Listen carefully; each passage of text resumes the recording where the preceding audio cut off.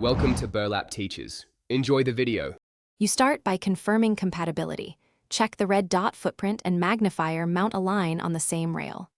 Once confirmed, fit the red dot on the rail and loosely install screws so you can adjust later. Use a 1/4 hex or driver and set a torque wrench to manufacturer spec. This prevents stripping and preserves zero.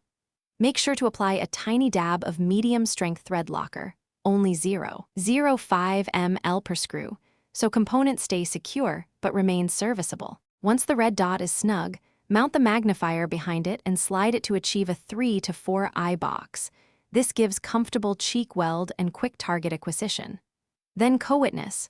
With bore sight or a laser, center the red dot in the magnifier's view and make small fore-aft adjustments so the reticle stays fixed when you shift shoulders. After alignment, torque screws in 2 incremental passes to spec. This avoids binding and keeps both optics concentric and repeatable. Now take it to the range. Zero the red dot at 25 to 50 yards first, because the dot settles and is faster to adjust. Once the dot is nailed, verify point of impact through the magnifier at 100 yards to confirm parity. Practice flipping the magnifier into and out of place. Make sure it returns to the same alignment every time. If drift occurs, check screw torque, rail wear, and that the magnifier seating surfaces are flat. Correcting those fixes most issues quickly. Thanks for watching. Consider subscribing if this video helped you.